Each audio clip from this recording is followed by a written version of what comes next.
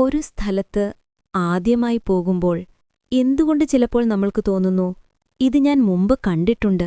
ഒരു വ്യക്തിയെ ആദ്യമായി കാണുമ്പോൾ പോലും എന്തുകൊണ്ട് മനസ്സ് ചൊല്ലുന്നു ഇവനെ ഞാൻ എവിടെയോ മുമ്പ് കണ്ടിട്ടുണ്ട്.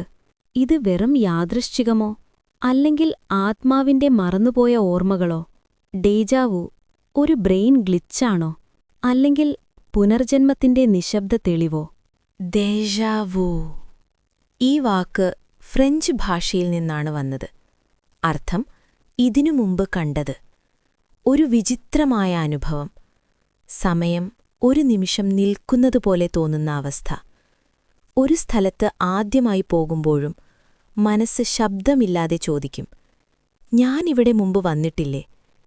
ഇത് വെറും യാദൃശ്ചികമോ അല്ലെങ്കിൽ മനസ്സിന്റെ മറഞ്ഞിരിക്കുന്ന ഒരു രഹസ്യമോ?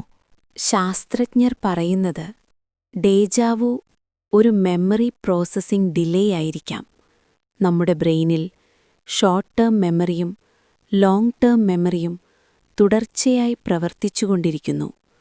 ഒരു ചെറിയ നിമിഷത്തിൽ short term memory long term മെമ്മറിയായി രജിസ്റ്റർ ചെയ്യുമ്പോൾ അല്പം വൈകലുണ്ടാകാം. വെറും മില്ലി സെക്കൻഡുകൾ മാത്രം. പക്ഷേ ആ ചെറിയ വൈകൽ ബ്രെയിനിനെ തെറ്റിദ്ധരിപ്പിക്കും, ഇതിനു മുമ്പ് സംഭവിച്ചു. ചില ഗവേഷകർ വിശ്വസിക്കുന്നത് ബ്രെയിനിലെ ടെമ്പറൽ ലൂബ് ഒരു നിമിഷം തെറ്റായി പ്രവർത്തിക്കുമ്പോൾ ഡെജാവു ഉണ്ടാകാം. ഈ ഭാഗം ഓർമ്മകളെയും പരിചിതത്വത്തിന്റെ അനുഭവങ്ങളെയും നിയന്ത്രിക്കുന്നു. അത് തെറ്റായ സമയത്ത് സജീവമായാൽ ഇപ്പോഴത്തെ അനുഭവം പഴയ ഓർമ്മയായി തോന്നാം.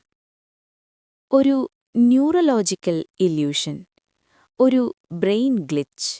പക്ഷേ ശാസ്ത്രമെല്ലാം വിശദീകരിക്കുമോ? മനുഷ്യന്റെ ആത്മീയ അനുഭവങ്ങൾ മുഴുവനും ബ്രെയിൻ കെമിസ്ട്രി മാത്രമാണോ? നമ്മുടെ ഉള്ളിലെ ആ ഗഹനമായ അനുഭവങ്ങൾ, അവയ്ക്ക് ശാസ്ത്രത്തിന്റെ പരിധി മതിയോ?